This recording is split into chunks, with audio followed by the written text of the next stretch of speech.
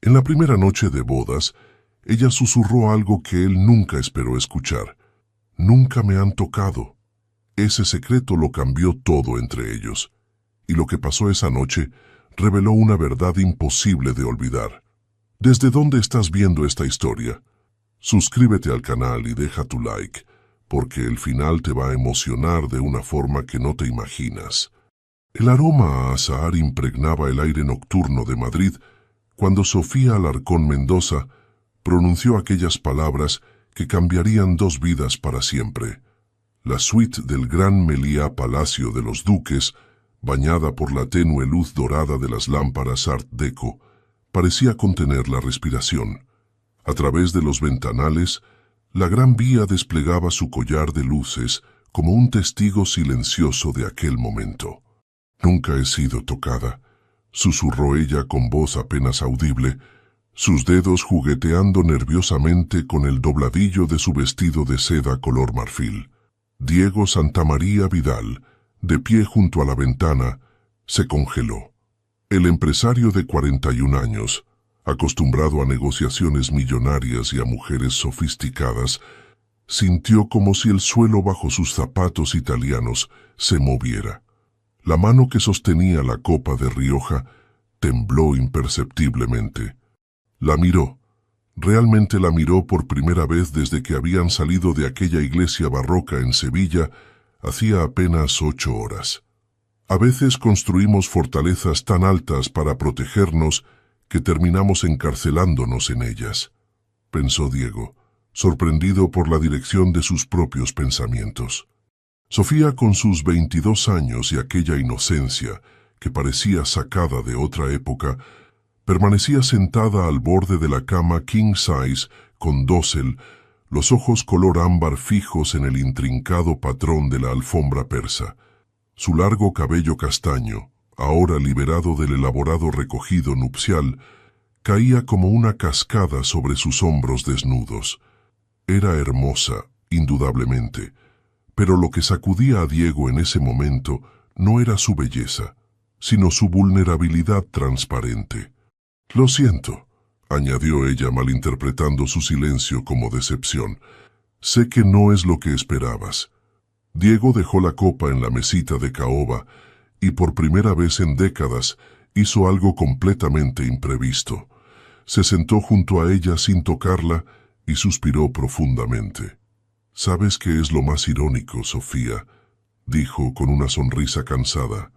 «Tampoco yo he sido realmente tocado, no en el sentido que importa».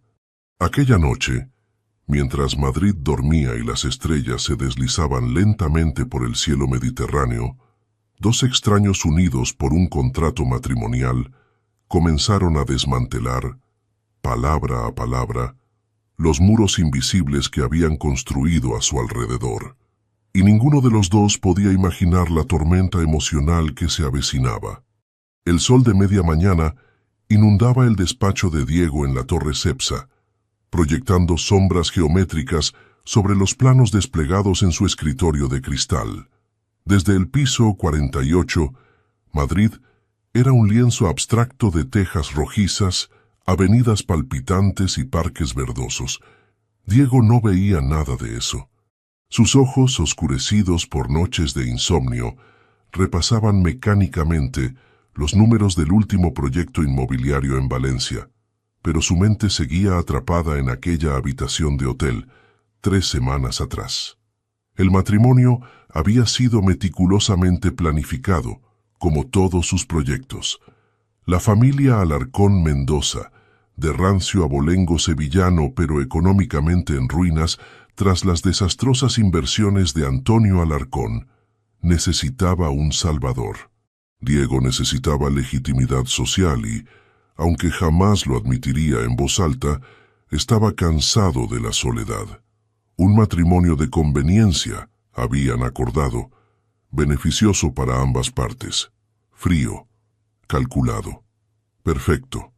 Lo que no había calculado era la forma en que Sofía lo miraría aquella primera noche, sin codicia, sin fingimiento, solo miedo y, sorprendentemente, dignidad. El intercomunicador zumbó, sacándolo de sus pensamientos. «Señor Santamaría, su esposa está aquí. Dice que no tiene cita, pero...» Diego frunció el ceño. En 3 semanas de matrimonio, Sofía nunca había visitado su oficina. «Hazla pasar, Carmela». Cuando las puertas de roble se abrieron, casi no la reconoció. La Sofía que entró no era la muchacha tímida que había llevado al altar. Esta Sofía vestía un sencillo traje sastre azul marino, el cabello recogido en un moño bajo, y cargaba una carpeta bajo el brazo. Sus mejillas estaban sonrosadas, no de vergüenza, sino de determinación. «Buenos días, Diego», dijo con una formalidad que lo desconcertó. «Lamento interrumpir tu trabajo, pero necesitamos hablar». Él asintió, indicándole uno de los sillones de cuero, pero ella negó con la cabeza. «Prefiero quedarme de pie, gracias. Será breve». Sofía abrió la carpeta y extrajo varios folletos de universidades madrileñas, colocándolos cuidadosamente sobre los planos de Valencia. «Quiero estudiar Historia del Arte», anunció con voz firme pero no desafiante. «La Universidad Complutense tiene un programa excelente. He calculado los costos y los horarios». Diego la observaba, fascinado por esta metamorfosis. «¿Por qué me lo consultas? Puedes hacer lo que desees, Sofía. El dinero no es problema». Ella levantó la barbilla, un gesto que él ya comenzaba a reconocer como señal de su determinación interna. «No quiero tu permiso, Diego. Quiero tu respeto, y quiero que entiendas que esto no es un capricho.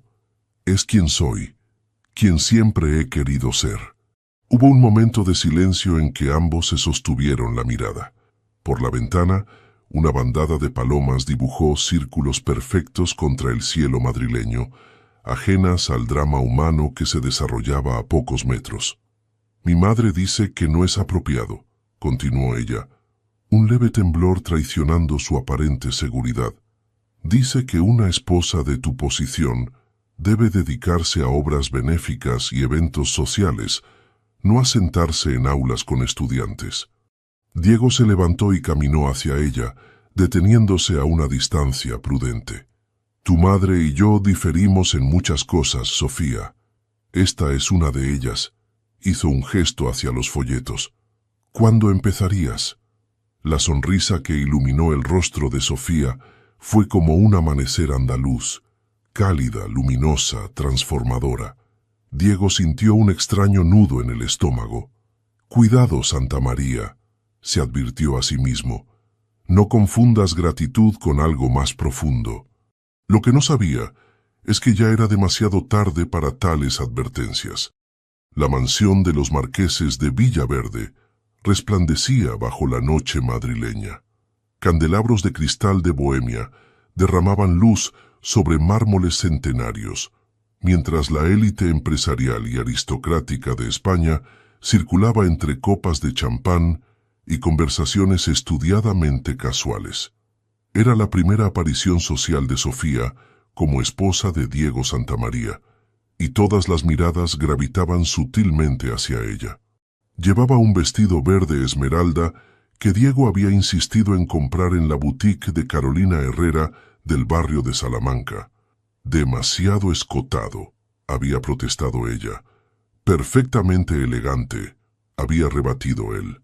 Ahora, parada junto a una columna jónica mientras observaba el baile social con ojos analíticos, se sentía como un cuadro en exhibición, admirado, evaluado, pero fundamentalmente incomprendido.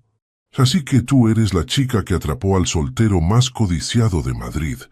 Una voz afilada como un estilete interrumpió sus pensamientos. Sofía se giró para encontrarse con una mujer de unos 50 años, impecablemente conservada, cuyos ojos azules la escudriñaban sin disimulo. «Marquesa de Alborán», se presentó la mujer, extendiendo una mano cargada de anillos. «Fui amiga de la primera esposa de Diego. Dios la tenga en su gloria». «Su primera esposa no está muerta, marquesa», respondió Sofía con una sonrisa educada pero firme. «Vive en Ginebra con su nuevo esposo, según tengo entendido». La mujer entrecerró los ojos, sorprendida por la respuesta. Veo que Diego te ha puesto al día sobre sus fracasos matrimoniales. Recuperó rápidamente la compostura. ¡Qué encantador! ¿Y qué se siente pasar de servir copas en una galería provincial a ser la señora de todo esto? El golpe fue certero. La marquesa sabía perfectamente que Sofía había trabajado como camarera en eventos para ayudar económicamente a su familia. Sofía sintió el calor subiendo por su cuello, pero antes de poder responder, una mano firme se posó suavemente en su espalda.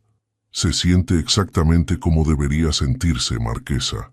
La voz de Diego era cordial, pero con un filo de acero, como un ascenso merecido para alguien con verdadera clase.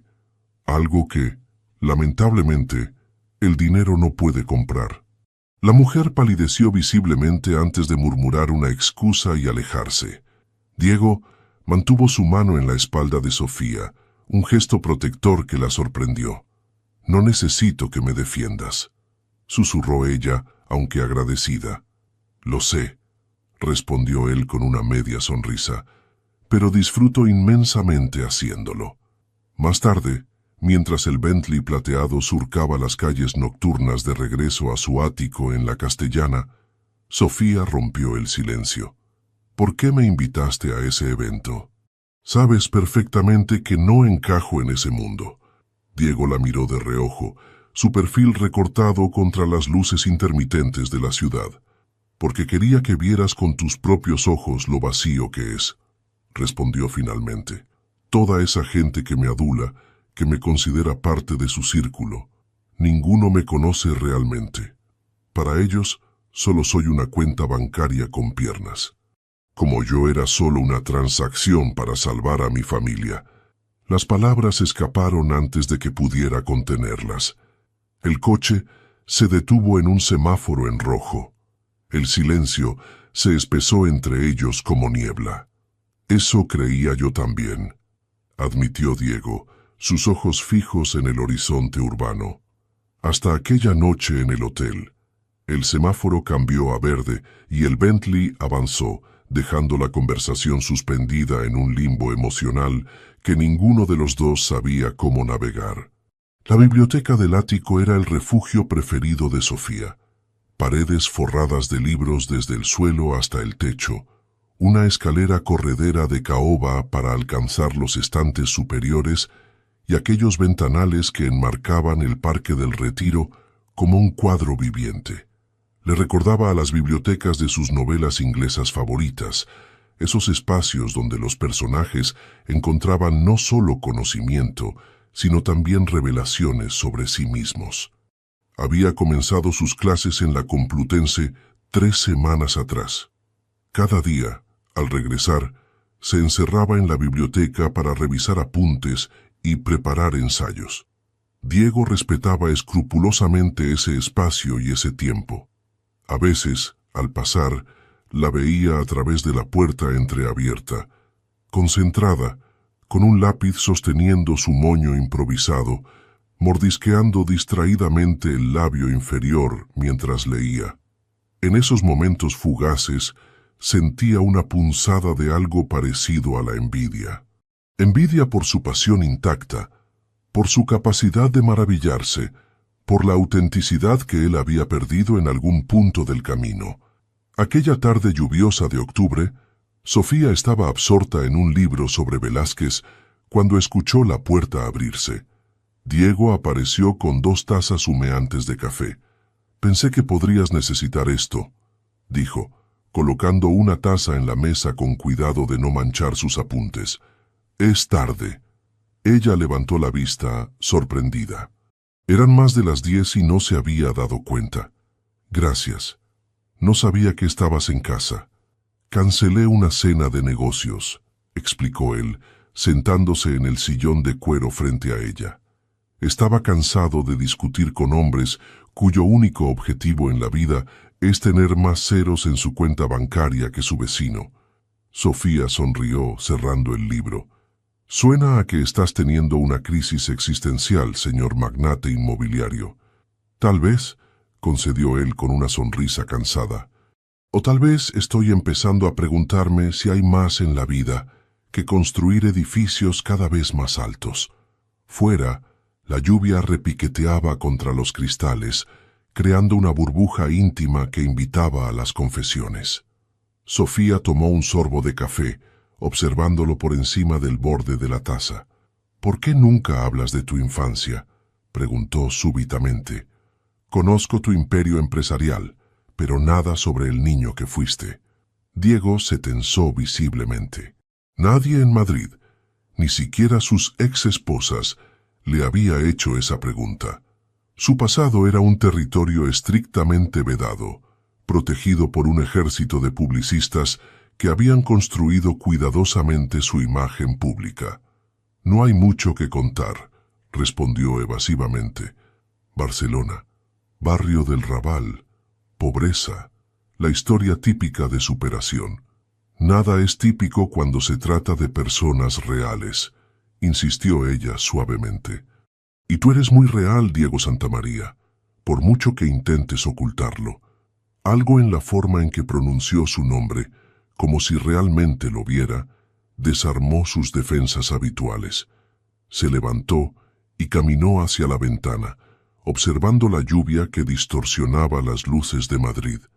«Mi madre nos abandonó cuando yo tenía 5 años», comenzó, su voz apenas audible sobre el sonido de la lluvia. «Mi padre era estibador en el puerto. Bebía. A veces usaba sus puños para comunicarse». Sofía contuvo la respiración inmóvil. A los 7 años ya vendía periódicos antes del colegio. A los 12 trabajaba en el mercado de la boquería, cargando cajas. A los 16 dejé los estudios y comencé como peón de albañil. Continuó, sin mirarla. A los 19 convencí a un pequeño constructor para que me diera una oportunidad como encargado. A los 23 hipotequé hasta mi alma para comprar mi primer edificio para rehabilitar. Se giró lentamente enfrentando su mirada. El resto es historia. El chico del Raval que transformó la miseria en oro. Su sonrisa no alcanzaba sus ojos. Una bonita fábula para la prensa económica. Sofía se levantó y caminó hacia él, deteniéndose a un paso de distancia. Su proximidad era electrizante y al mismo tiempo terriblemente vulnerable. «¿Sabes qué veo yo?», susurró. «Veo a un niño que aprendió demasiado pronto que no podía confiar en nadie, que tuvo que construirse una armadura para sobrevivir, que sigue llevándola puesta, aunque le pese tanto que apenas puede respirar». La lluvia arreció, golpeando los cristales como si quisiera entrar. Diego sintió algo quebrarse dentro de él, alguna estructura de contención edificada durante décadas. Levantó una mano casi tocando el rostro de Sofía, pero deteniéndose a milímetros de su piel. «No me analices, Sofía», advirtió, su voz ronca. «No soy uno de tus proyectos de rehabilitación». «¿No?», respondió ella sosteniendo su mirada. «Eres mi marido. Por elección o por circunstancia, pero lo eres. Y creo que ya es hora de que empecemos a conocernos de verdad». Aquella noche, la distancia física entre sus habitaciones separadas siguió intacta. Pero algo fundamental había cambiado. Los cimientos de aquella extraña relación, construida sobre contratos y conveniencias, comenzaban a temblar. La noticia llegó un martes por la mañana, mientras Sofía repasaba sus notas para un examen sobre arte renacentista. El teléfono vibró con la melodía que había asignado a su madre. Dudó un instante antes de contestar. Las conversaciones con Dolores se habían vuelto cada vez más tensas desde el matrimonio. «Sofía, tu padre ha tenido un accidente». La voz de su madre sonaba frágil, casi irreconocible. «Nada grave, gracias a Dios, pero está en el hospital». Se cayó de una escalera arreglando el tejado. El corazón de Sofía dio un vuelco. A pesar de todo, adoraba a su padre. Antonio Alarcón era un hombre orgulloso que había preferido intentar arreglar él mismo los desperfectos de su viejo caserón sevillano antes que pedir ayuda económica adicional a su yerno. «Voy para allá ahora mismo», respondió, ya calculando mentalmente qué necesitaría empacar. 2 horas después, cuando Diego regresó para un almuerzo imprevisto, encontró a Sofía en el vestíbulo con una pequeña maleta. «¿Qué ocurre?», preguntó alarmado por su rostro pálido. «Mi padre está en el hospital. No es grave, pero necesito ir», explicó ella rápidamente. «Ya he pedido un taxi al aeropuerto». Diego la observó un momento, procesando la información. «Cancela el taxi», dijo finalmente, sacando su móvil. «Iremos en mi avión privado. Llegaremos en la mitad de tiempo». El viaje a Sevilla transcurrió mayormente en silencio. Sofía, mirando por la ventanilla del Gulfstream G650, se sorprendió al sentir la mano de Diego sobre la suya cuando una turbulencia sacudió el avión. Un pequeño gesto de apoyo que, semanas atrás, habría sido impensable. El Hospital Provincial de Sevilla era un edificio funcional de los años 60, tan alejado del lujo al que Diego estaba acostumbrado como era posible. Sin embargo, entró con paso firme, como si los pasillos de linóleo y el olor a desinfectante fueran su hábitat natural. La habitación compartida donde Antonio Alarcón reposaba con un brazo escayolado y varias contusiones era un estudio perfecto sobre las diferencias de clase en España. Mientras las familias de los otros pacientes se apiñaban en sillas de plástico, comiendo bocadillos envueltos en papel de aluminio, Dolores Mendoza permanecía erguida junto a la cama de su esposo, como si su postura impecable pudiera compensar la humillación de estar en una sala común. «Hija mía», exclamó Antonio al verla, sus ojos iluminándose, «te dije que no era necesario que vinieras. Solo son unos rasguños». Sofía se acercó para besar su frente arrugada, sintiendo el nudo en la garganta, que siempre le provocaba ver a su padre más envejecido cada vez. «Debería haberle contratado profesionales para ese tejado, señor Alarcón», intervino Diego, estrechando la mano de su suegro con una cordialidad que sorprendió a Sofía. «Tengo excelentes contactos en construcción aquí en Sevilla». «No necesito caridad, Santa María», respondió Antonio con orgullo, aunque sin hostilidad. «He cuidado de mi familia y mi casa durante 50 años. No es caridad cuidar de la familia de Sofía, señor», replicó Diego. «Es mi responsabilidad ahora también». Hubo un momento de tenso silencio, una silenciosa batalla de voluntades entre dos hombres igualmente orgullosos. Finalmente, Antonio asintió imperceptiblemente, una tregua tácita. Esa noche, mientras Sofía y Diego cenaban en la antigua casa familiar de Triana, Dolores finalmente abordó el tema que claramente la atormentaba. «Sofía, tenemos que hablar de la casa», dijo sirviéndose una mínima porción de tortilla. «El banco ha enviado otro aviso. A pesar de los pagos que habéis hecho, amenaza con ejecutar la hipoteca si no liquidamos el total pendiente». Sofía miró a Diego confundida. Creía que los problemas financieros de sus padres estaban resueltos gracias a la generosa dote que él había pagado como parte de su acuerdo matrimonial. «No entiendo», murmuró. «Pensaba que todo estaba solucionado». «Los acreedores han vendido algunas deudas a un nuevo grupo inversor», explicó Dolores evitando mirar a Diego.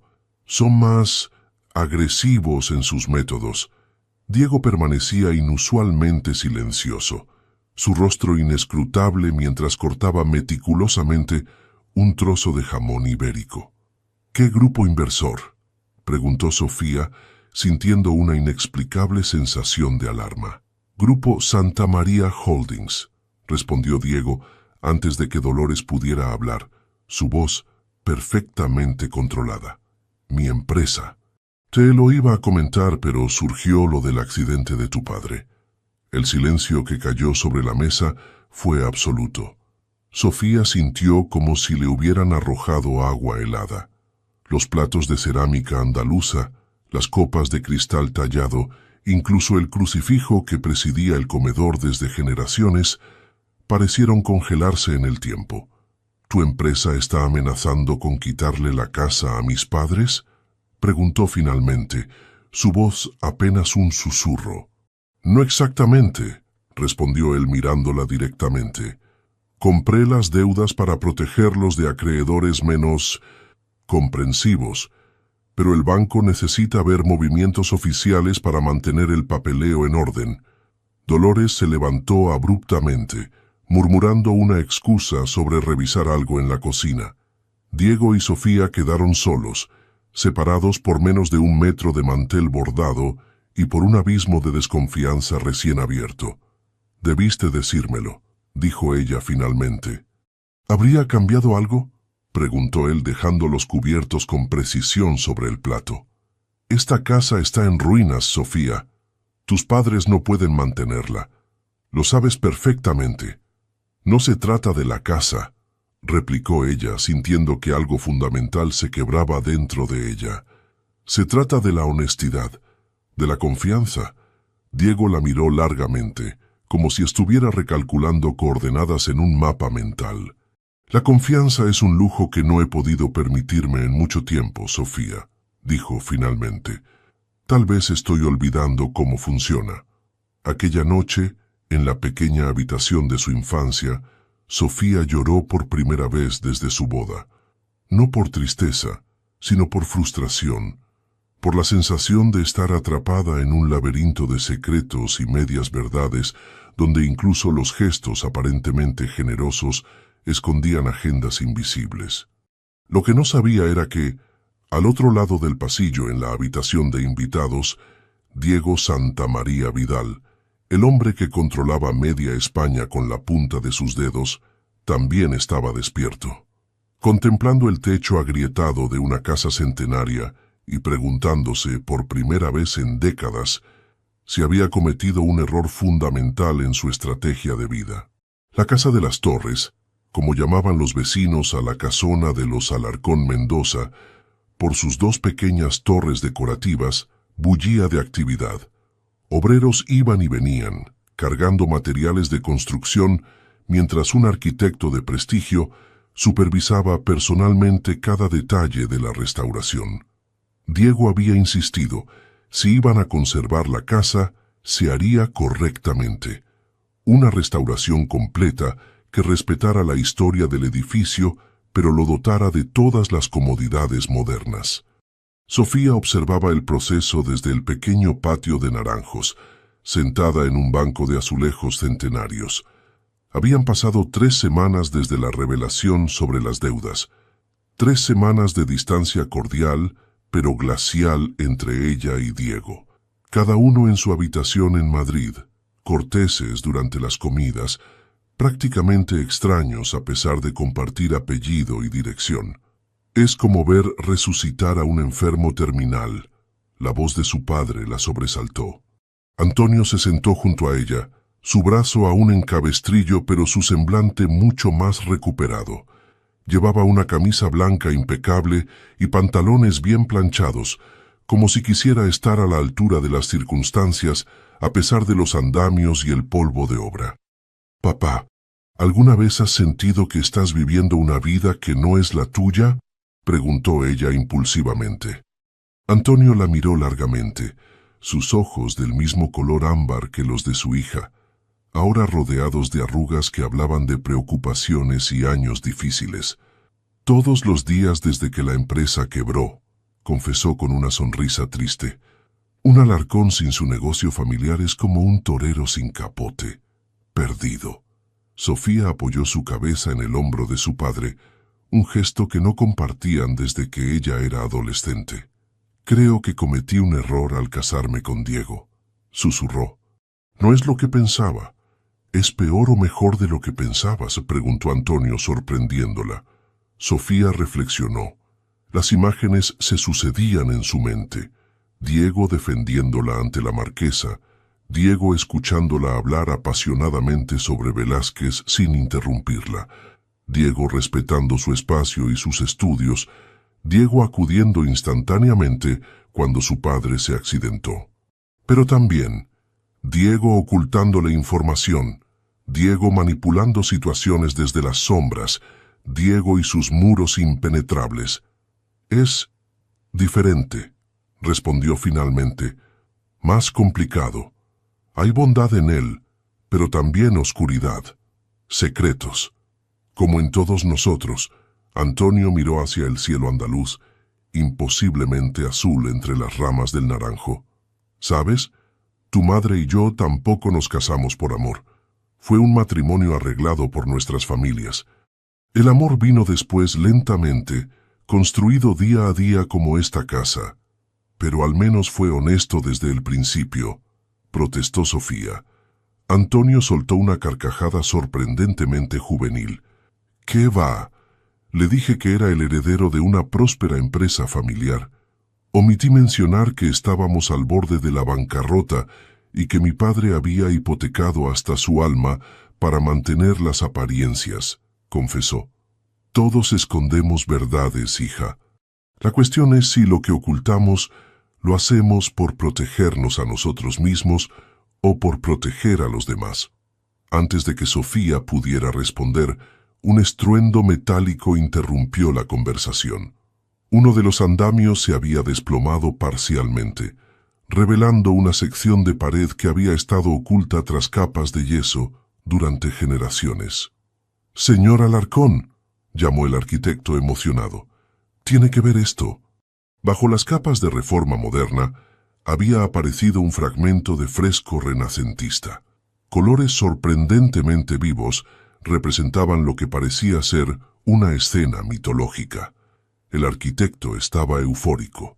«Esto cambia todo», explicaba mientras se limpiaba las manos en un pañuelo. «Su casa podría tener un valor histórico incalculable.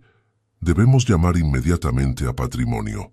Esa misma tarde, cuando el sol comenzaba a ponerse sobre Sevilla tiñendo la giralda de oro viejo, Sofía encontró a Diego en la azotea de la casa. Estaba solo, contemplando el paisaje urbano, un cigarro apagado entre sus dedos. «No sabía que fumabas», comentó ella acercándose. «No lo hago», respondió él girando el cigarro sin encenderlo. «Es más un recordatorio de hábitos que no quiero retomar». Sofía se apoyó en la barandilla junto a él, sus hombros casi rozándose. «El fresco podría cambiar todo», dijo. «Si la casa tiene valor patrimonial, estaría protegida. Mis padres podrían convertir parte en museo, quizás obtener subsidios». Diego asintió, pensativo. «He hablado con algunos contactos en el Ministerio de Cultura. Vendrán expertos mañana mismo». Su voz sonaba distante, profesional. «Si se confirma, me aseguraré de que el proceso sea ágil». Sofía lo miró de reojo, estudiando su perfil recortado contra el cielo rojizo. «¿Por qué haces todo esto, Diego?», preguntó directamente. «¿Por qué comprar las deudas de mi familia? ¿Por qué restaurar esta casa? ¿Por qué casarte conmigo?». Él permaneció inmóvil durante lo que pareció una eternidad. Cuando finalmente habló, su voz contenía una vulnerabilidad que Sofía nunca había escuchado antes. «Te vi por primera vez hace 2 años, en una exposición benéfica de arte en el Alcázar», confesó. «Servías jerez a los invitados. Llevabas un vestido azul sencillo y tenías harina en el pelo porque habías venido directamente de la panadería donde trabajabas. Cuando me ofreciste una copa, me miraste directamente a los ojos y sonreíste. No como se le sonríe a un millonario, sino como se le sonríe a un ser humano». Sofía contuvo la respiración, los recuerdos agolpándose confusamente en su mente. «Esa noche, mientras todos los empresarios y aristócratas intentaban impresionarme, tú estabas en un rincón leyendo un libro sobre Murillo entre servicios», continuó él. «Te observé durante horas. Parecías tan real, tan auténtica. Así que decidiste comprarme». Las palabras salieron más duras de lo que pretendía. Diego negó con la cabeza, finalmente arrojando el cigarro sin encender al suelo. «Decidí crear una oportunidad para conocerte», corrigió.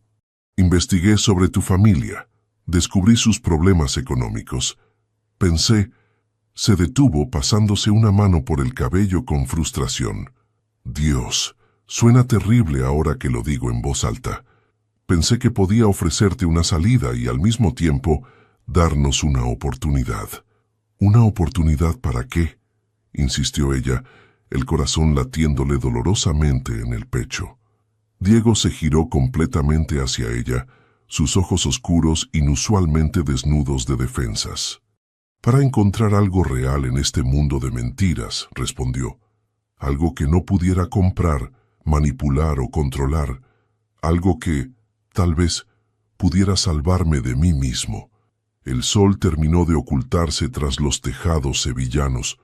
En la penumbra creciente, dos siluetas permanecieron inmóviles en aquella azotea, separadas por centímetros físicos y por abismos emocionales que, quizás, comenzaban a estrecharse.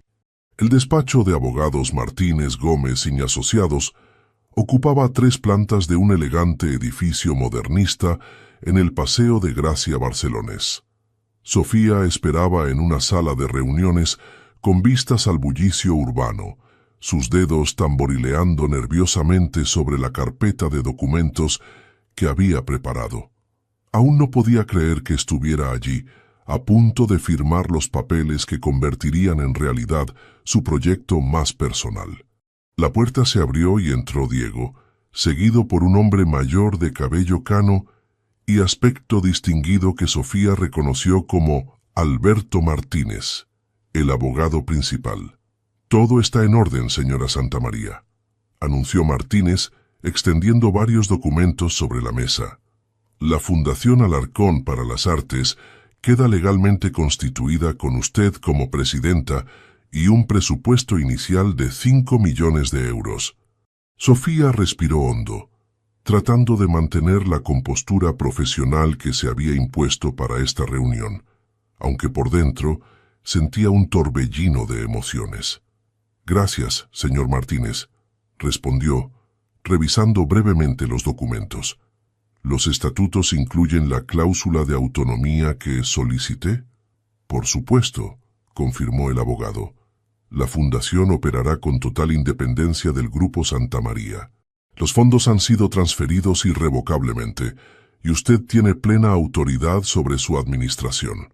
Diego permaneció en silencio durante todo el intercambio, observando a Sofía con una expresión que mezclaba orgullo y algo más complejo, casi melancólico. Cuando ella finalmente firmó los documentos con pulso sorprendentemente firme, él se limitó a asentir levemente. El abogado los dejó solos tras las congratulaciones de rigor. A través de los ventanales, Barcelona desplegaba su esplendor modernista, tan diferente de la Sevilla barroca o el Madrid cosmopolita. Una ciudad reinventada constantemente, como ellos mismos estaban intentando hacer. «¿Por qué 5 millones?» preguntó finalmente Sofía. «Te pedí uno». Diego se acercó a la ventana, observando distraídamente a la gente que pasaba por la avenida.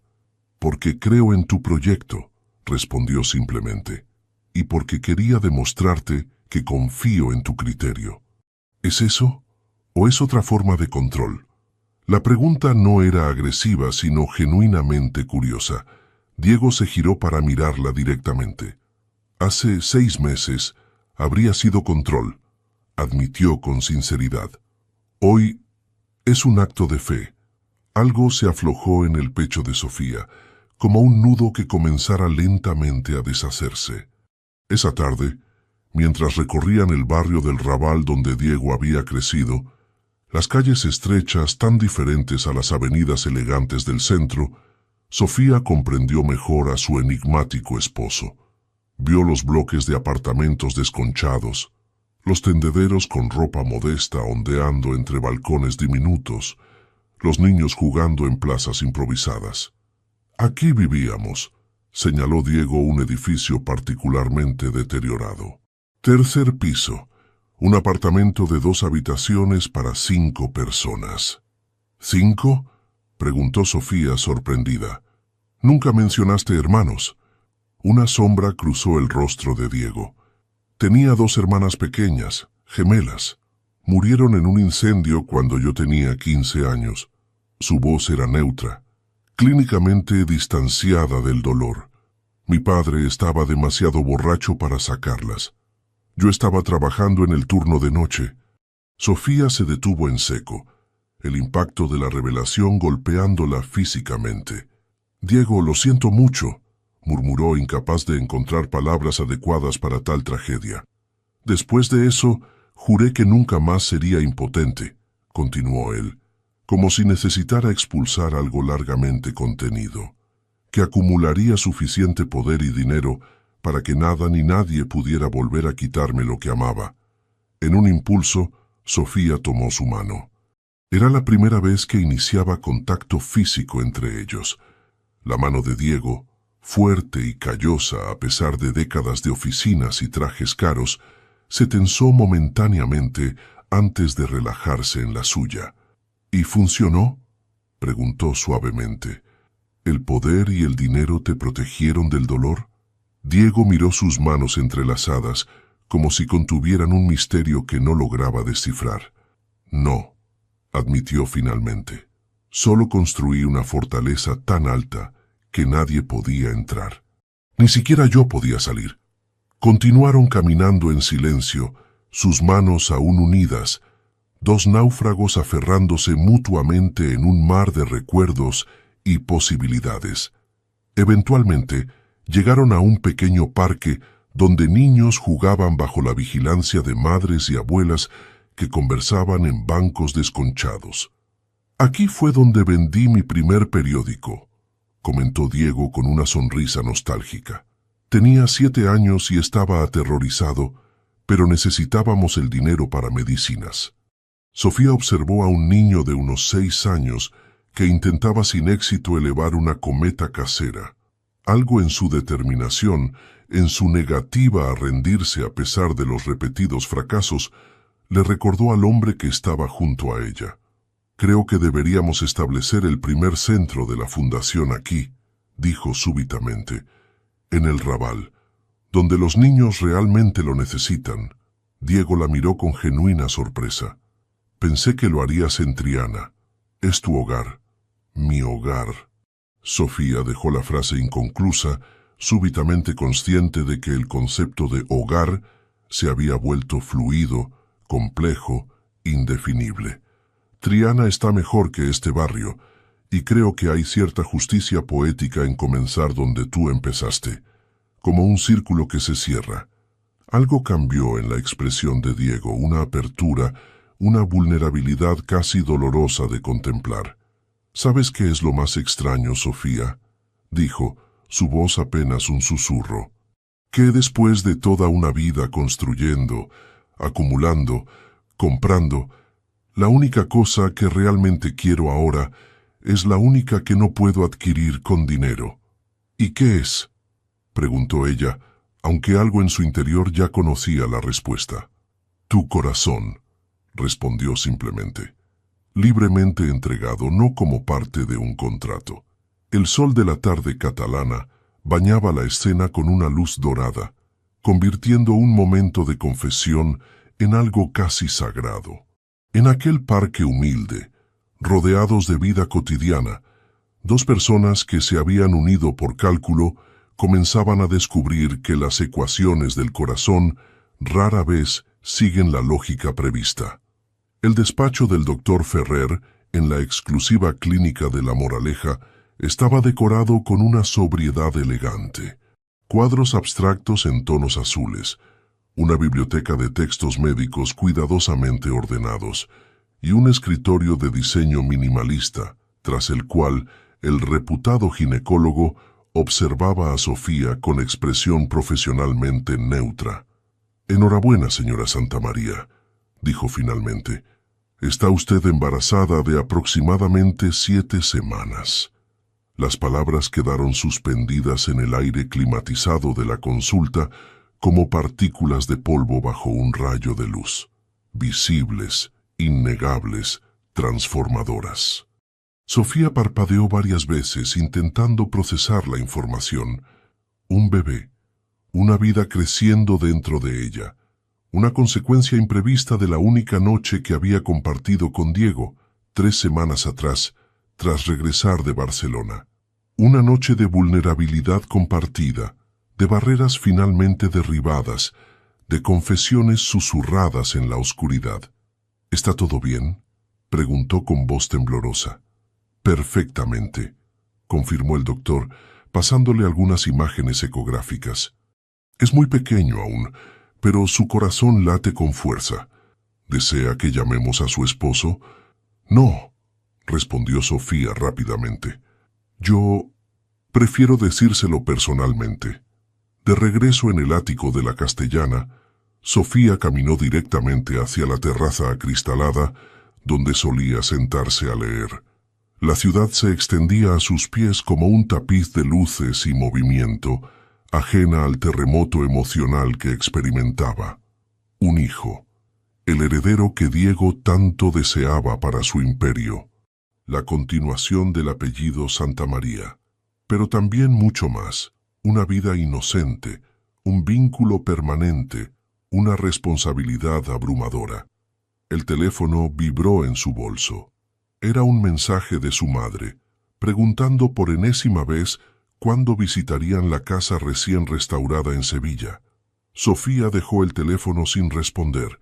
La relación con sus padres se había tensado desde que decidió establecer el primer centro de la fundación en Barcelona en vez de en Andalucía. Antonio había aceptado su decisión con resignada comprensión, pero Dolores seguía considerándolo una traición a sus raíces. ¿Malas noticias? La voz de Diego la sobresaltó. No lo había oído entrar. Estaba en la puerta de la terraza, el maletín en una mano, la corbata ligeramente aflojada. En los últimos meses, su apariencia se había suavizado casi imperceptiblemente. Seguía siendo el poderoso empresario, pero ocasionalmente aparecían grietas en su fachada. Una sonrisa genuina, un comentario espontáneo, pequeños gestos de consideración que antes habrían parecido impensables. No exactamente, respondió Sofía, invitándolo a sentarse frente a ella con un gesto, pero sí noticias importantes. Diego se sentó, dejando el maletín a un lado. Entre ellos, la mesa de cristal reflejaba sus rostros distorsionados como un espejo de agua perturbada. «Estoy embarazada», dijo Sofía directamente, sin preámbulos. El rostro de Diego permaneció inmóvil durante varios segundos, como una fotografía. Luego, lentamente, una cascada de emociones cruzó por él. Sorpresa, incredulidad, un destello de alegría y finalmente algo cercano al miedo. «¿Estás segura?», preguntó con voz ronca. Sofía asintió, extendiendo las imágenes ecográficas sobre la mesa de cristal. Diego las observó como si contuvieran códigos indescifrables. 7 semanas, murmuró haciendo cálculos mentales. Después de Barcelona. Sí, confirmó ella, observándolo atentamente. ¿Estás decepcionado? ¿Decepcionado?, repitió él levantando la mirada. Dios, no. Estoy... Se interrumpió buscando la palabra adecuada. Aterrorizado. No era la respuesta que Sofía esperaba del hombre que había planificado meticulosamente cada aspecto de su vida, incluido su matrimonio. ¿Tú, aterrorizado?, preguntó con genuina sorpresa. Has construido un imperio desde cero. Has negociado con gobiernos y multinacionales. ¿Qué puede darte miedo de un bebé? Diego se levantó y caminó hacia el ventanal, su silueta recortada contra el horizonte urbano. Nunca tuve un padre real, Sofía, dijo finalmente, solo un hombre que usaba sus puños cuando bebía demasiado. ¿Y si solo sé ser ese tipo de padre? ¿Y si lo único que he aprendido es a acumular poder y control? Había tanta vulnerabilidad cruda en su voz que Sofía sintió un nudo en la garganta. Se levantó y se acercó a él, deteniéndose a un paso de distancia.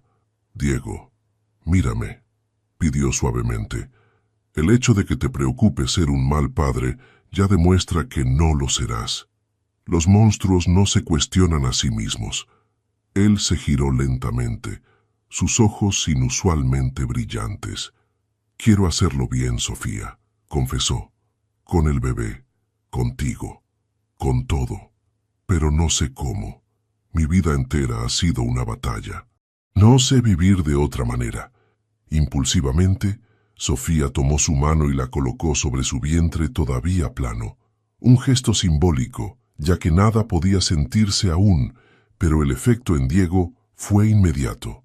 Sus dedos se extendieron protectoramente, como si intentara abarcar y proteger algo infinitamente precioso. Entonces aprenderemos juntos, dijo ella con una convicción que no sabía que poseía. Día a día, error tras error, como hacen todas las familias reales. Familia. La palabra quedó flotando entre ellos como una promesa, como un territorio inexplorado pero tentador. No el frío contrato matrimonial que habían firmado, sino algo orgánico, imperfecto y genuino. Esa noche, mientras Madrid dormía bajo un manto de estrellas urbanas, dos personas que se habían unido por las razones equivocadas comenzaron a vislumbrar un camino diferente, un camino que, quizás, podría transformar su elaborada jaula de cristal en un verdadero hogar. La sala de reuniones del Grupo Santa María vibraba con tensión contenida. Alrededor de la imponente mesa de mármol negro, 12 hombres y 3 mujeres en trajes impecables observaban con expresiones que oscilaban entre la incredulidad y la hostilidad apenas disimulada. Al frente, junto a Diego, Sofía acababa de presentar su propuesta más audaz hasta la fecha. Permítanme resumir, señora Santamaría, intervino Javier Montero, director financiero del grupo y veterano de 1000 batallas corporativas. Propone que destinemos el 20% de los beneficios del próximo desarrollo de lujo en Marbella a construir viviendas sociales asequibles en el mismo terreno. ¿He entendido correctamente? Perfectamente, señor Montero, confirmó Sofía con una calma que contrastaba con su corazón acelerado. Y no solo viviendas sociales, sino también un centro comunitario de formación profesional y artística. Un murmullo recorrió la mesa. Diego, sentado a su lado con expresión inescrutable, mantenía los dedos entrelazados sobre la superficie pulida. Con todo respeto, señora, continuó Montero, su tono dejando claro que el respeto era mínimo. Ese planteamiento reduciría nuestros beneficios en casi un 40%. Nuestros accionistas mayoritarios somos nosotros, Javier, interrumpió Diego, su voz suave pero con un filo de acero. Y esta propuesta no es un capricho filantrópico, es una estrategia de negocio a largo plazo. Todos los ojos se volvieron hacia él, sorprendidos. Diego Santamaría, conocido por su implacable enfoque en maximizar beneficios, defendiendo un proyecto social. Era como si un lobo de Wall Street repentinamente abogara por el veganismo. El futuro de la promoción inmobiliaria no está en crear burbujas de lujo aisladas, continuó Diego, levantándose para proyectar una serie de gráficos. Está en crear comunidades sostenibles donde la diversidad socioeconómica genere ecosistemas urbanos viables a largo plazo. Durante la siguiente hora, Diego y Sofía presentaron un análisis detallado, estudios de casos internacionales, proyecciones financieras, análisis de impacto social y, lo más sorprendente para los veteranos directivos, un plan que demostraba cómo esta aparente pérdida se transformaría en ventaja competitiva y en valorización del conjunto de la promoción a medio plazo. Cuando finalmente los miembros del consejo comenzaron a retirarse, algunos con expresiones pensativas y otros aún escépticos, Sofía sintió una mezcla de agotamiento y exhilaración. Había sido su primera gran intervención en los negocios de Diego, y aunque la idea original había sido suya, él la había desarrollado y defendido como propia. «Estuviste brillante», comentó Diego cuando quedaron solos. «Javier casi se desmaya cuando presentaste las cifras del retorno social de inversión». Sofía sonrió, recogiendo sus documentos. Aprendí del mejor manipulador que conozco, bromeó, aunque con un deje de seriedad. Pero esta vez es para una buena causa. Diego se acercó, y en un gesto que aún resultaba novedoso entre ellos, colocó suavemente una mano sobre el vientre de Sofía, ahora ligeramente abultado a los 5 meses de embarazo. «¿Cómo está nuestro pequeño revolucionario?», preguntó con una ternura que pocos asociarían con el despiadado empresario. «Nuestra pequeña revolucionaria», corrigió Sofía. «La doctora Ferrer confirmó ayer que es una niña». La expresión de Diego se transformó. Una emoción cruda, casi dolorosa en su intensidad, cruzó su rostro normalmente controlado. «Una niña», repitió, su voz apenas un susurro. «Voy a tener una hija». Algo en su tono alertó a Sofía. No era decepción, como podría esperarse de algunos hombres tradicionales que anhelan un heredero varón. Era algo más profundo, casi como terror. «Diego, ¿qué ocurre?», preguntó suavemente. Él se alejó hacia la ventana contemplando el skyline madrileño, como si buscara respuestas en los edificios de acero y cristal. «Mis hermanas», dijo finalmente. «Las gemelas. Tenían 6 años cuando murieron en el incendio. Estaban solas en casa porque yo había conseguido un trabajo extra, y mi padre, bueno, estaba donde siempre». Sofía se acercó lentamente. «¿Cómo se llamaban?», preguntó con delicadeza. «Lucía y Elena», respondió Diego, y el simple acto de pronunciar aquellos nombres pareció costarle un esfuerzo físico. Eran idénticas, pero Elena tenía una pequeña marca de nacimiento junto al ojo izquierdo. Era la única forma de distinguirlas. Sofía tomó su mano entrelazando sus dedos con los de él. «No pude protegerlas», continuó Diego, su voz quebrándose imperceptiblemente. «Les prometí que siempre las cuidaría, que construiría una casa grande con jardín donde pudieran jugar seguras. Les fallé». En ese momento, en aquella aséptica sala de reuniones corporativa, Sofía finalmente comprendió el núcleo del hombre con quien se había casado. No era ambición lo que lo había impulsado a construir su imperio. Era una promesa rota a 2 niñas que ya no podían escucharla. Era culpa. Era penitencia. Era la desesperada necesidad de construir murallas tan altas que ninguna tragedia pudiera volver a penetrarlas. «No les fallaste, Diego», dijo firmemente. «Eras un niño intentando hacer el trabajo de un adulto. La responsabilidad no era tuya. La responsabilidad siempre ha sido mía», rebatió él con amargura, «desde que tengo memoria. Y ahora…». Su mirada se dirigió involuntariamente hacia el vientre de Sofía. «Ahora tendré otra niña a quien proteger. Y estoy aterrorizado de volver a fallar». Sofía tomó su rostro entre sus manos, obligándolo a mirarla directamente a los ojos. «Escúchame bien, Diego Santamaría. No puedes controlar el universo. No puedes prever cada peligro. No puedes construir fortalezas impenetrables». Su voz era suave pero inflexible. «Lo único que puedes hacer es amar. Amar imperfectamente. Amar aterrorizadamente. Pero amar con todo tu ser. Es lo único que cualquiera de nosotros puede hacer realmente». Algo se rompió en la expresión de Diego, como hielo fracturándose tras un largo invierno.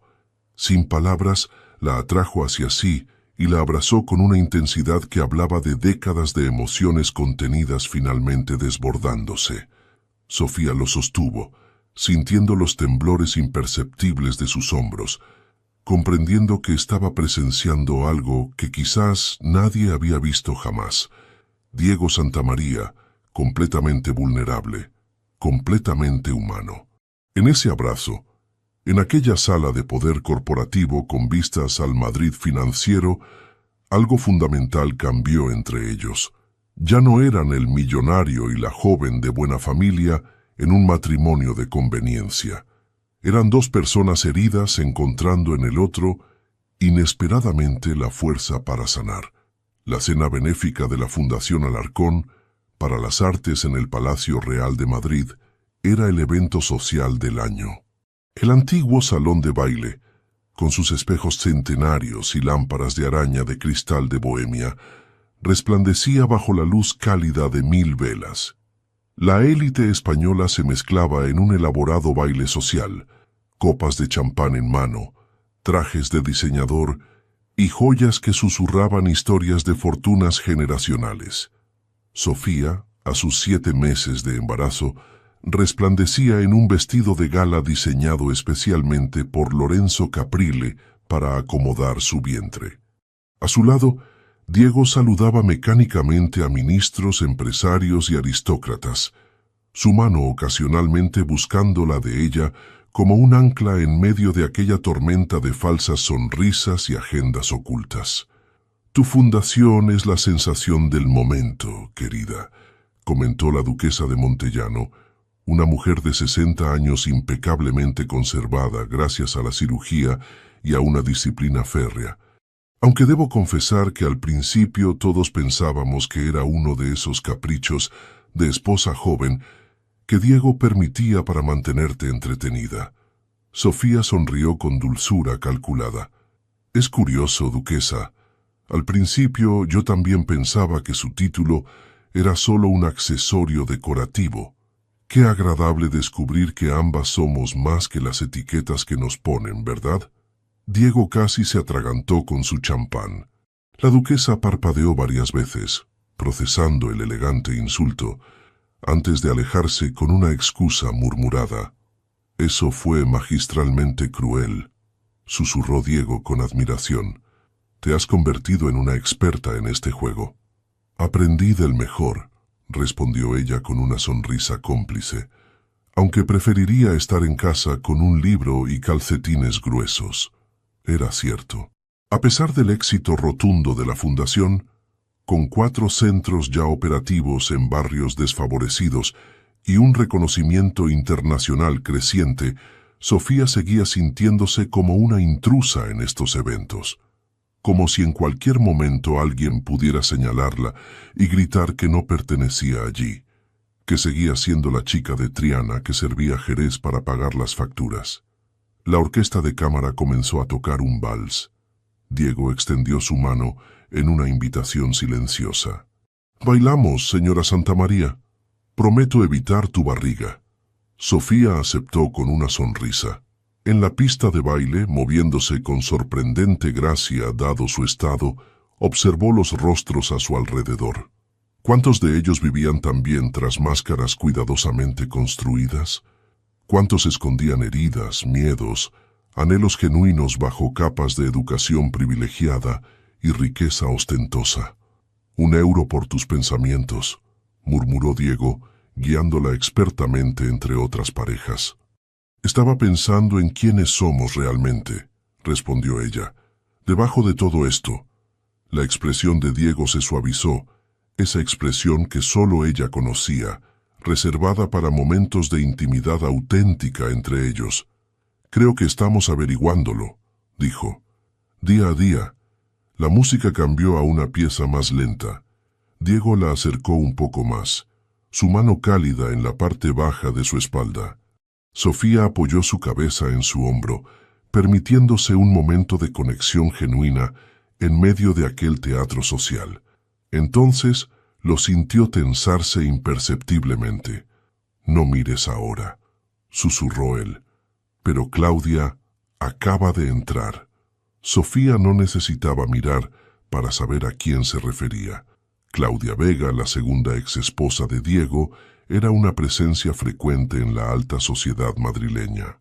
Modelo en su juventud, ahora dirigía una influyente revista de moda y era conocida por su lengua afilada y sus rencores duraderos.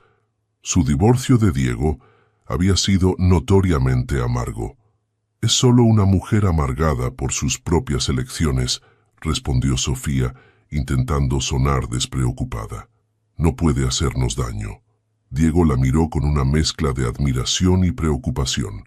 Subestima su capacidad para el rencor, y ahora tiene un motivo adicional. Está prácticamente en bancarrota. Su revista está al borde de la quiebra. Sofía frunció el ceño. «¿Cómo lo sabes?» «Tengo mis fuentes», respondió él con una expresión enigmática que le recordó al Diego de los primeros días, calculador y distante. El vals terminó y regresaron al borde de la pista. Inevitablemente el recorrido social los llevó a cruzarse con Claudia, espectacular en un vestido rojo sangre que parecía diseñado específicamente para llamar la atención. «Diego, querido», ronroneó con falsa dulzura, «qué interesante verte en un evento cultural. Y esta debe ser tu nueva adquisición, encantadora, en un estilo provinciano refrescante». Sofía sonrió con perfecta compostura. «Señora Vega, he leído mucho sobre usted», respondió. «Es fascinante finalmente conocerla en persona. Las fotografías realmente no le hacen justicia». «¿No?». Claudia entrecerró los ojos, insegura de si había recibido un cumplido o una puya. «En absoluto», continuó Sofía. «En las fotos no se aprecia completamente su intensidad». Diego intervino antes de que la situación escalara. «Ha sido un placer, Claudia, pero nos reclaman en el escenario. La fundación, ya sabes». Se alejaron con estudiada calma, pero Sofía pudo sentir los ojos de la mujer taladrando su espalda. «Esa mujer es veneno puro», murmuró Diego mientras saludaban a un ministro de pasada. «Y ahora que está desesperada por dinero, es aún más peligrosa». Sofía iba a responder cuando notó a un camarero acercándose directamente hacia ellos, moviéndose con demasiada determinación para estar simplemente ofreciendo canapés. Cuando el hombre estuvo a 1 metro de distancia, sacó algo de su bandeja que definitivamente no era comida, un sobre Manila. «Señora Santamaría», dijo en voz baja, «me pagaron para entregarle esto personalmente». Antes de que Diego pudiera intervenir, el hombre dejó el sobre en manos de Sofía y desapareció entre la multitud con sorprendente agilidad. Confundida, Sofía abrió el sobre. Dentro había varias fotografías y un USB. Las imágenes mostraban a Diego en actitud íntima con varias mujeres. Algunas fotos parecían recientes, de hacía pocos meses, posteriores a su matrimonio. Sofía sintió que el suelo se movía bajo sus pies. La música, las conversaciones, el tintineo de las copas, todo pareció distorsionarse en un zumbido distante. Su visión se estrechó, enfocándose únicamente en aquellas imágenes que destrozaban la frágil confianza que había construido durante meses. «Sofía, no es lo que parece». La voz de Diego llegaba como a través de un túnel. «Puedo explicarlo». Ella levantó la mirada, encontrándose con sus ojos. Por primera vez desde que lo conocía, vio algo que nunca esperó ver en Diego Santamaría. Pánico absoluto. «Necesito aire», murmuró, dirigiéndose con toda la dignidad que pudo reunir hacia una de las terrazas laterales. La noche madrileña la recibió con aire fresco que contrastaba con el sofoco del salón. Las estrellas brillaban indiferentes sobre el Palacio Real, el Campo del Moro, la ciudad entera que continuaba su vida ajena al drama que se desarrollaba a pocos metros. Diego la alcanzó segundos después, cerrando las puertas de cristal tras él para darles privacidad. «Son manipulaciones», dijo inmediatamente. «Fotomontajes creados para dañarnos. Puedo probarlo». Sofía se giró lentamente, las fotografías aún en sus manos temblorosas. «¿Todas son falsas?», preguntó su voz extrañamente calmada. «¿Incluso esta donde estás con una mujer rubia en lo que parece ser nuestro ático? Puedo ver el cuadro de Miró que cuelga en nuestro salón». Diego palideció visiblemente. «Esa...» comenzó, y luego se detuvo pasándose una mano por el cabello con frustración. «Esa es de hace 6 meses, cuando tú y yo apenas comenzábamos a... Es complicado. Simplifica para mí», respondió Sofía, su tono cortante como hielo. «Estabas con otra mujer mientras yo llevaba a tu hija en mi vientre». «No fue así», insistió él, acercándose un paso que ella contrarrestó retrocediendo. «Esa mujer es Isabel Durand, una agente inmobiliaria francesa. La reunión era estrictamente profesional. Alguien manipuló las imágenes para que pareciera algo más. Sofía lo miró fijamente, buscando en sus ojos la verdad. ¿Y por qué alguien haría eso? ¿Por qué ahora? Diego respiró hondo, mirando brevemente hacia el salón donde la fiesta continuaba, ajena a su drama personal. «Porque alguien quiere destruir lo único verdadero que he construido en mi vida», respondió finalmente. «Y saben exactamente dónde golpear». Por un momento, en la penumbra de aquella terraza palaciega, dos personas que habían comenzado como extraños y habían recorrido un largo camino hacia la confianza mutua, se miraron a través de un nuevo abismo de duda. «Necesito tiempo, Diego», dijo finalmente Sofía, su mano instintivamente protegiendo su vientre abultado donde su hija se movía inquieta, como sintiendo la tormenta emocional. «Necesito pensar». Y mientras regresaban al salón, manteniendo las apariencias con sonrisas tensas y conversación forzada, Sofía se preguntó si toda su historia había sido simplemente una elaborada ilusión, un castillo construido sobre arena que la primera marea de la realidad estaba destinada a barrer. La casa de Triana brillaba con una luz diferente en el amanecer sevillano. Las paredes de cal recientemente restauradas, pero conservando su esencia centenaria, parecían absorber los primeros rayos solares y reflejarlos con una calidez que ningún apartamento moderno podría igualar. Sofía observaba el patio desde la ventana de su antigua habitación, ahora convertida en un elegante espacio que combinaba la tradición andaluza con toques contemporáneos. Habían pasado 3 semanas desde la gala en Madrid, 3 semanas desde que había decidido alejarse temporalmente para pensar, para respirar, para protegerse del torbellino emocional. Sus padres, sorprendidos por su llegada repentina pero intuitivamente discretos, habían respetado su silencio, limitándose a cuidarla y a hacer preguntas sobre su salud y la del bebé. Diego había respetado su petición de espacio.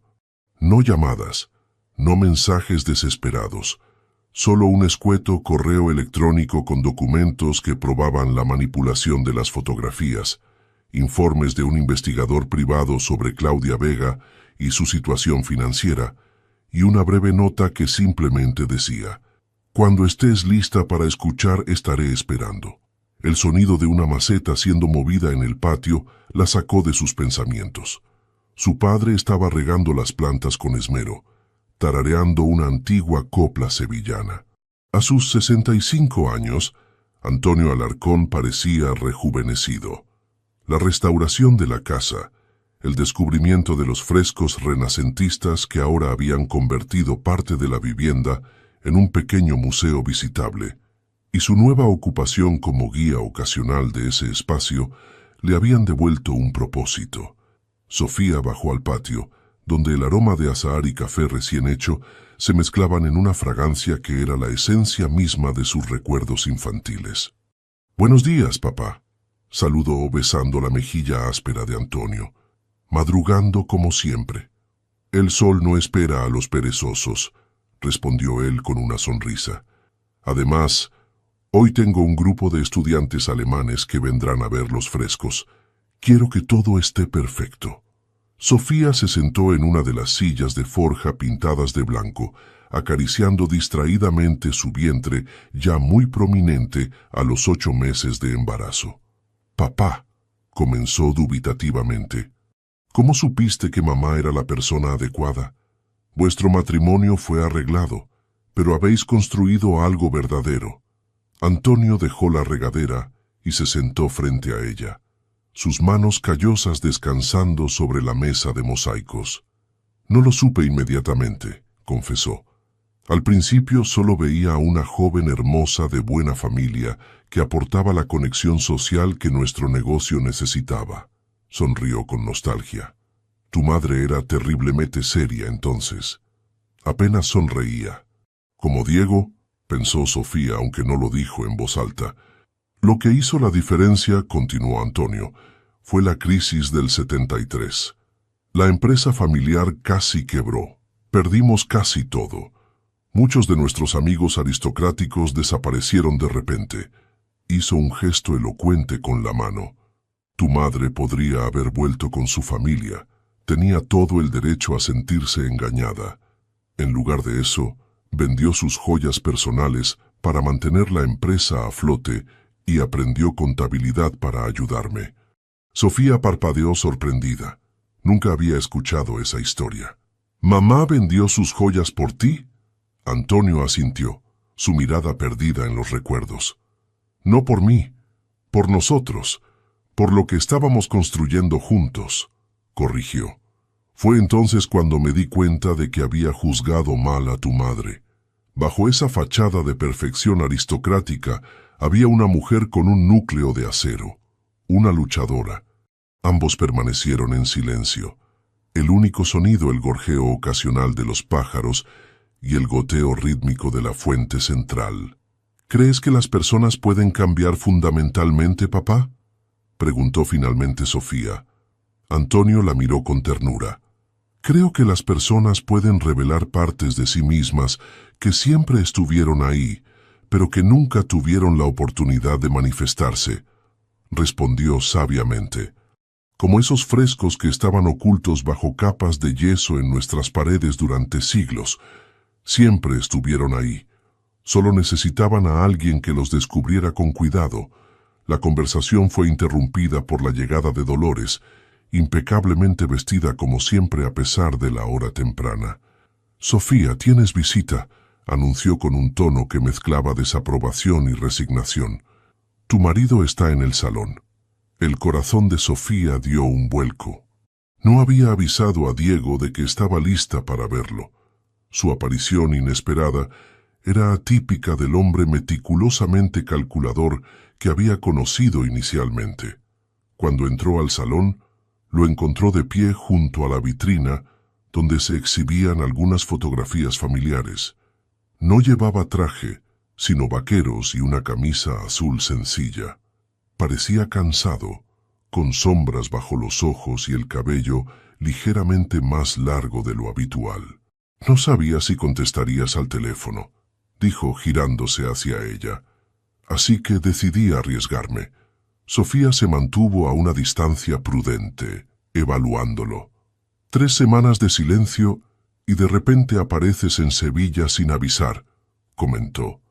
«No es muy propio de ti, Diego. Tu modus operandi habitual sería enviar abogados con documentos o manipular la situación desde la distancia». Él asintió, aceptando la crítica. «El Diego de hace un año habría hecho exactamente eso», admitió. «Pero ese hombre está evolucionando, o tal vez muriendo, para dejar paso a alguien mejor». Había una vulnerabilidad en su tono que desarmó parcialmente a Sofía. Se sentó en uno de los sillones antiguos del salón, indicándole que hiciera lo mismo. «Te escucho», dijo simplemente. Diego respiró hondo, como reuniendo fuerzas. «Primero, lo fácil. Tengo pruebas definitivas de que Claudia está detrás de las fotografías manipuladas. Está desesperada por dinero y buscaba chantajearme», explicó. «Pero eso no es por lo que he venido. He venido porque me di cuenta de que no puedo dejarte ir sin luchar. No esta vez. No con lo que hemos construido». Sacó de su bolsillo un pequeño cuaderno gastado con tapas de cuero y se lo extendió a Sofía. «¿Qué es esto?», preguntó ella tomándolo con curiosidad. «Mi diario», respondió él. «Lo comencé después de que mis hermanas murieron. Nadie lo ha visto nunca. Ni siquiera sabía que lo conservaba hasta que empecé a buscarlo hace una semana». Sofía lo abrió con cuidado reverente. Las páginas amarillentas contenían la letra irregular de un adolescente, evolucionando gradualmente hasta la caligrafía firme y precisa que reconocía como la de Diego adulto. «Quiero que lo leas», continuó él, «todo. Las partes oscuras, las vergonzosas, las cálculas y frías, porque si vamos a construir algo real, Necesitas conocerme completamente, no la versión pública, no la versión que muestro en los negocios. Yo, el verdadero Diego, con todas sus cicatrices. Sofía cerró el diario abrumada por el gesto. ¿Por qué ahora?, preguntó. Su voz apenas un susurro. Diego se inclinó hacia adelante, sus ojos intensamente fijos en los de ella. Porque me he dado cuenta de que tenías razón desde el principio. No se puede construir algo auténtico sobre fundaciones falsas, respondió. Y porque, contra todo pronóstico, contra toda lógica empresarial, contra todos mis instintos de supervivencia, me he enamorado de ti, no como una posesión, no como una transacción, sino como una persona que me ha mostrado que existe otra forma de vivir. Las palabras quedaron suspendidas entre ellos, cargadas de un peso emocional casi tangible. El bebé eligió ese momento para dar una patada particularmente fuerte, como si quisiera participar en la conversación. Sofía no pudo evitar sonreír, llevándose una mano al vientre. Parece que alguien tiene una opinión sobre el tema, comentó rompiendo ligeramente la tensión. Diego sonrió tímidamente, un gesto tan raro en él que transformaba completamente su rostro. ¿Puedo?, preguntó, extendiendo tentativamente una mano. Sofía asintió. Cuando la palma de Diego se posó sobre su vientre, la bebé dio otra patada, como reconociendo su tacto. «Te extraña», dijo Sofía suavemente, «igual que yo». Los ojos de Diego, normalmente impenetrables, se iluminaron con una emoción cruda y genuina. «¿Significa eso? Significa que estoy dispuesta a intentarlo», respondió Sofía, «pero esta vez con verdad absoluta entre nosotros, sin manipulaciones, sin agendas ocultas, un día a la vez construyendo algo real». En el patio andaluz, el sol alcanzaba su cenit, iluminando cada rincón, cada grieta, cada historia oculta en aquellas paredes centenarias. Y dentro de la antigua casa de Triana, dos personas que habían comenzado su relación como un frío contrato de conveniencia, daban los primeros pasos vacilantes hacia algo mucho más valioso. Una unión basada en la verdad desnuda, con todas sus imperfecciones y posibilidades. La clínica privada San Camilo resplandecía con esa asepsia lujosa característica de los hospitales de élite. Suelos de mármol italiano, obras de arte originales en las paredes, y un silencio que solo el dinero puede comprar. En una suite especialmente preparada, Sofía respiraba rítmicamente mientras otra contracción la atravesaba como una ola creciente. «Estás haciéndolo perfectamente», la alentó la comadrona, una mujer de mediana edad con manos expertas y voz tranquilizadora. «Aún falta tiempo, pero todo progresa normalmente». Diego, sentado junto a la cama, sostenía la mano de Sofía con una mezcla de terror absoluto y determinación férrea. Había leído compulsivamente todos los libros disponibles sobre parto y cuidado de recién nacidos, había contratado a los mejores especialistas, había preparado un plan con contingencias para cada escenario posible, y aún así se sentía completamente indefenso ante el milagro y terror primal que estaba presenciando. «Recuérdame por qué no quisiste la epidural», murmuró cuando la contracción cedió, secando el sudor de la frente de Sofía con una toalla húmeda. Ella sonrió débilmente. «Porque algunas experiencias merecen ser vividas plenamente, con todo su dolor y su gloria», respondió, «como nuestro matrimonio». Diego apretó su mano, conmovido por la analogía. El trabajo de parto había comenzado inesperadamente, 2 semanas antes de la fecha prevista. Estaban en el recién inaugurado centro de la Fundación Alarcón, en Lavapiés, Madrid, rodeados de niños que participaban en un taller de pintura mural. Sofía estaba explicando la técnica del fresco a un grupo particularmente atento cuando sintió la primera contracción. Con calma sorprendente, había terminado la explicación antes de susurrarle a Diego que era hora de ir al hospital. Ahora, 12 horas después, la noche madrileña se desplegaba más allá de las ventanas de la habitación. Las luces de la ciudad parpadeaban como estrellas terrenales, ajenas al drama íntimo que se desarrollaba en aquella suite. «Cuéntame otra vez cómo será nuestra casa en la costa», pidió Sofía entre contracciones, aferrándose a la conversación como distracción. Diego sonrió siguiendo el juego que habían desarrollado durante las últimas semanas. Un futuro imaginado, una vida diseñada no para la ostentación o el poder, sino para la felicidad simple. «Tendrá grandes ventanales orientados al mar», comenzó, su voz adoptando un ritmo hipnótico. «Podremos desayunar viendo el amanecer sobre el Mediterráneo. Habrá un jardín donde nuestra hija podrá jugar segura, con un árbol lo suficientemente grande para construir una casa en sus ramas cuando crezca un poco».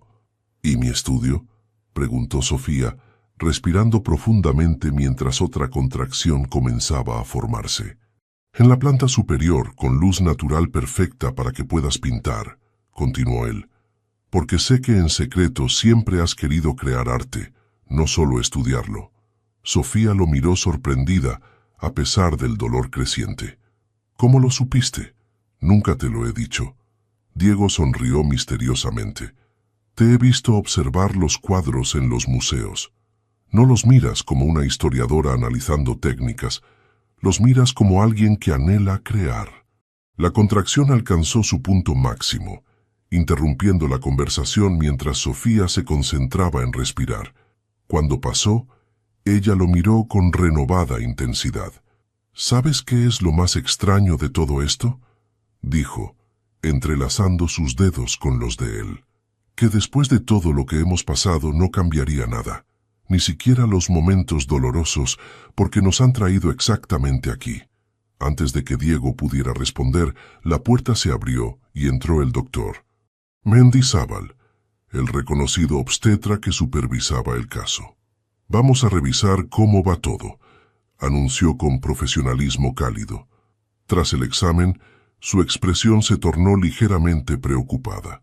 «La dilatación progresa más lentamente de lo que esperaría», explicó, «y la posición del bebé no es óptima. Nada alarmante aún, pero debemos vigilar de cerca». Sofía y Diego intercambiaron miradas.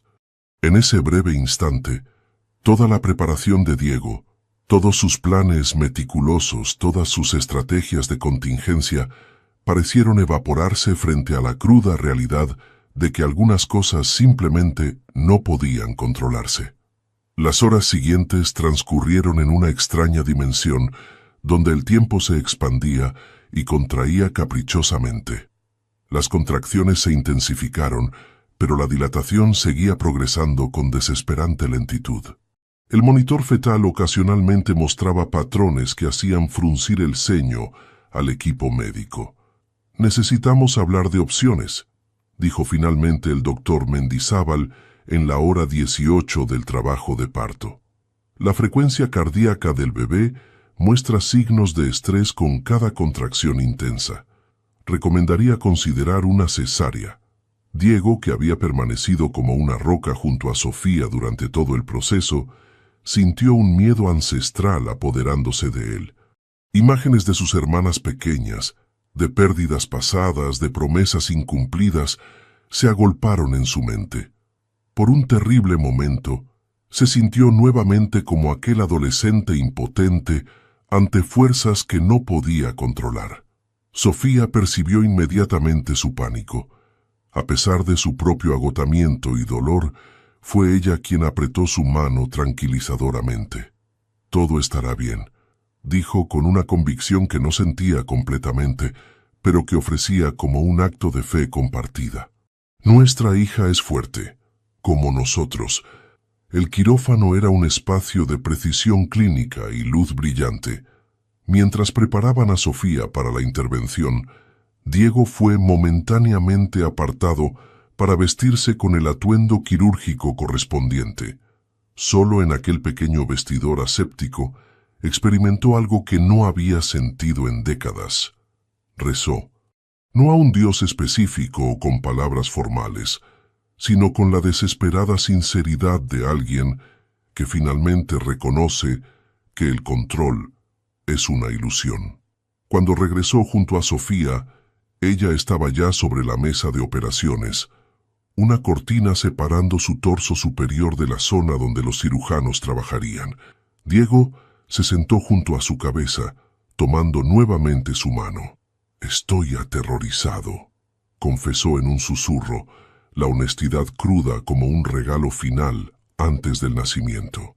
«Yo también», admitió ella, «pero estamos juntos en esto, como en todo lo demás». Los minutos siguientes transcurrieron en una bruma de terminología médica y movimientos precisos. Y entonces, como un milagro que ninguna planificación empresarial podría jamás replicar, se escuchó el llanto fuerte, indignado y perfectamente saludable de un bebé entrando al mundo. «Es una niña preciosa y completamente sana», anunció el doctor, elevando brevemente a la recién nacida para que sus padres pudieran verla. Pequeña, rojiza, arrugada y con una mata de pelo oscuro sorprendentemente abundante, la niña continuaba protestando vigorosamente contra la indignidad de haber sido expulsada de su cómodo hogar de 9 meses. Cuando finalmente la colocaron sobre el pecho de Sofía, algo extraordinario ocurrió. La bebé abrió los ojos y pareció mirar directamente a su madre con una intensidad imposible para un ser tan nuevo en el mundo, y luego, en un gesto que el personal médico posteriormente calificaría como inusual para un recién nacido, extendió su diminuta mano y pareció aferrar deliberadamente el dedo de Diego que acariciaba tentativamente su mejilla. En ese momento, en aquel quirófano de una clínica de lujo madrileña, Diego Santamaría Vidal, el niño que había sobrevivido a la pobreza, el adolescente que había soportado pérdidas inimaginables, el hombre que había construido un imperio con determinación férrea, se desmoronó completamente. Las lágrimas, contenidas durante décadas tras murallas de acero emocional, fluyeron libremente mientras contemplaba el milagro que era su hija. «Lucía», susurró Sofía mirando a Diego con una pregunta implícita. Él asintió, incapaz de hablar, abrumado por el gesto. Nombraron a su hija como la hermana que Diego no había podido salvar. No como un recordatorio de culpa, sino como un puente entre el pasado y el futuro. Como una promesa de que el amor, incluso atravesado por el dolor, nunca se pierde realmente. «Lucía Alarcón Santamaría», confirmó finalmente, su voz quebrada por la emoción. «La niña más afortunada del mundo, porque tiene una madre que le enseñará lo que realmente importa en la vida, y un padre que moverá montañas para protegerla», añadió Sofía, sonriendo a pesar del agotamiento, «pero que también le enseñará a escalar esas montañas por sí misma». Fuera, Madrid despertaba a un nuevo día.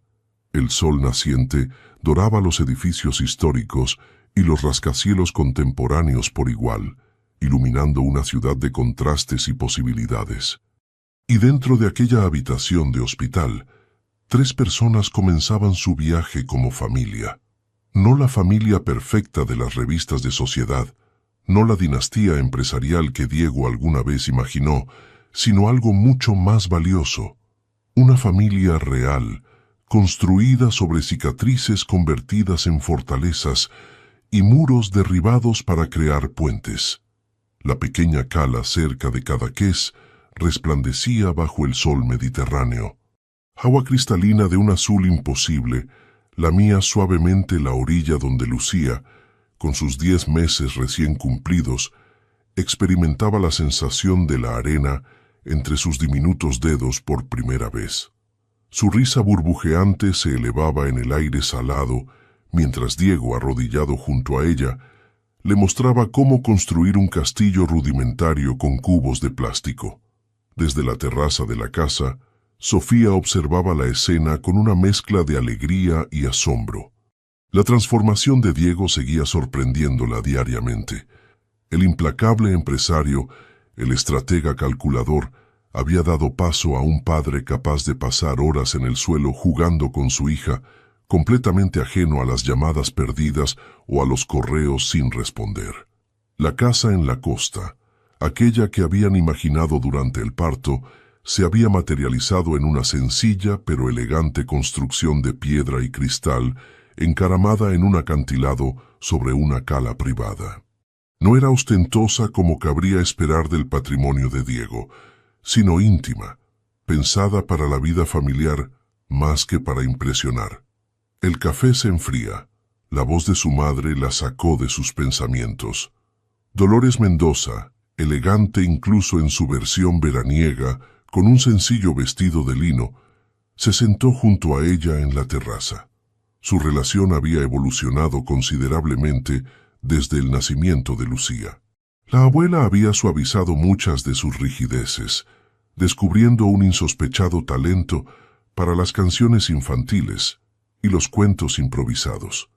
«Mira cómo juega con ella», comentó Sofía, señalando hacia la playa donde Diego ahora fingía ser un monstruo marino que perseguía a Lucía, quien gateaba velozmente entre risas. ¿Quién habría imaginado esto hace 2 años? Dolores observó la escena con expresión evaluadora. «Las personas no cambian fundamentalmente, Sofía», dijo finalmente. «Solo encuentran el coraje para ser quienes realmente son, debajo de todas las capas que la vida les ha obligado a construir». Sofía miró a su madre con sorpresa.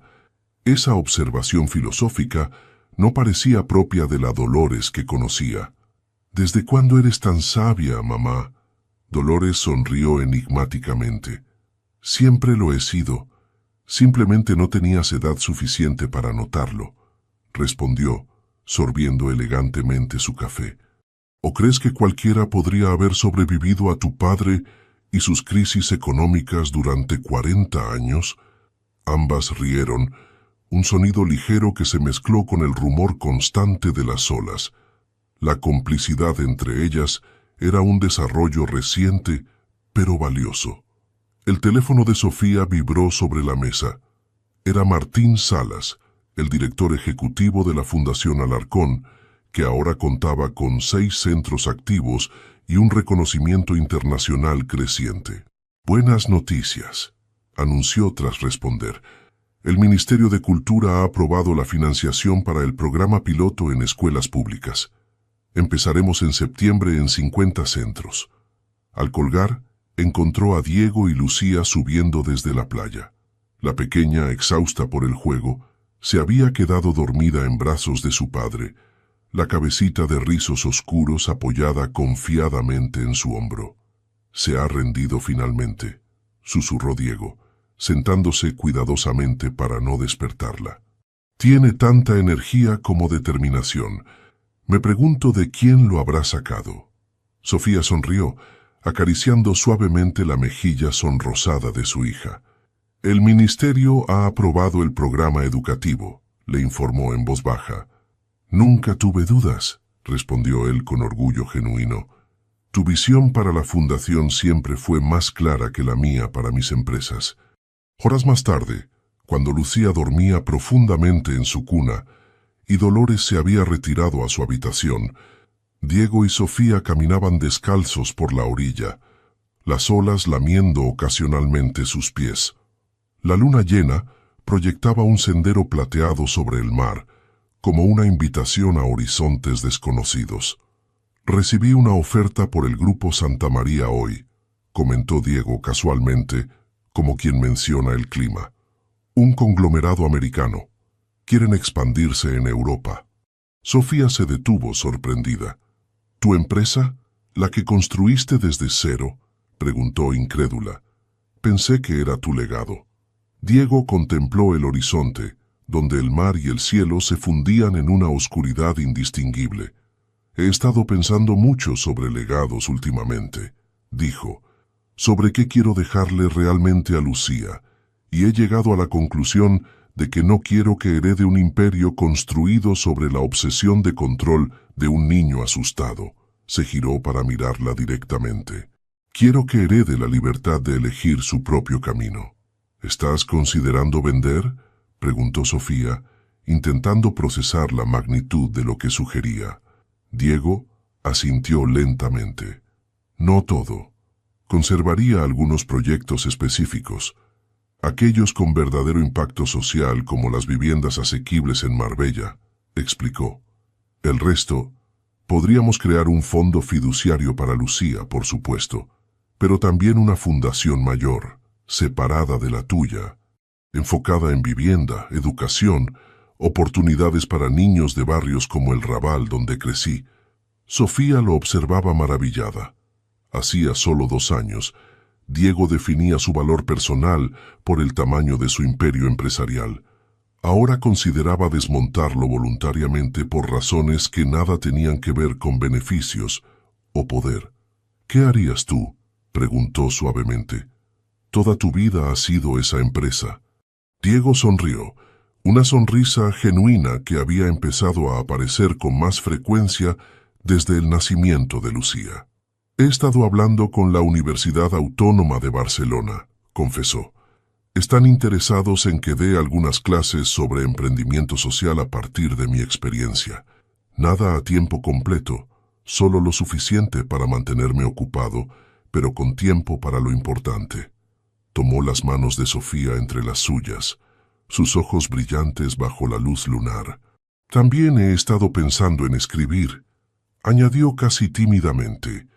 No un típico libro de memorias empresariales, sino algo más personal, sobre crecer en el Raval, sobre perder a mis hermanas, sobre construir murallas que terminaron siendo prisiones, sobre encontrar el amor donde menos lo esperabas, añadió Sofía, apretando sus manos. Sobre eso especialmente, confirmó él, sobre cómo a veces necesitamos perder todo lo que creíamos querer para encontrar lo que realmente necesitábamos. Se besaron bajo el cielo estrellado, el mar como testigo silencioso. No era un beso apasionado de novela romántica, sino algo más profundo. El beso de 2 personas que habían atravesado tormentas juntos y habían emergido más fuertes, más auténticos, más completos. De regreso a la casa, mientras las luces del pequeño pueblo de Cadaqués parpadeaban a lo lejos, Sofía se detuvo un momento para contemplar su hogar. Las ventanas iluminadas suavemente, la terraza donde habían compartido tantas conversaciones, el jardín donde Lucía daría sus primeros pasos independientes cualquier día de estos. ¿Sabes qué es lo más extraordinario?, dijo volviéndose hacia Diego. Que nuestro matrimonio, que comenzó como el arreglo más frío y calculado posible, se haya convertido en lo más auténtico de mi vida. Diego la envolvió en sus brazos, su barbilla apoyada suavemente sobre su cabeza. Quizás porque ambos entramos en él, siendo completamente honestos sobre su naturaleza transaccional, reflexionó. No había falsas expectativas románticas que pudieran decepcionarnos, solo un contrato limpio que, sorprendentemente, creó espacio para que creciera algo real. Sofía sonrió contra su pecho, escuchando el latido constante de su corazón. O quizás, susurró, simplemente estábamos destinados a encontrarnos, de una forma u otra. Y el universo, en su infinita sabiduría, eligió el camino más improbable, solo para demostrarnos que el amor verdadero siempre encuentra su forma. Esa noche, mientras la casa dormía arrullada por el sonido constante del Mediterráneo, 2 personas que habían comenzado su historia como extraños unidos por conveniencia, descansaban entrelazados, no como culminación de un cuento de hadas, sino como participantes activos en la construcción diaria, imperfecta y maravillosa del amor verdadero.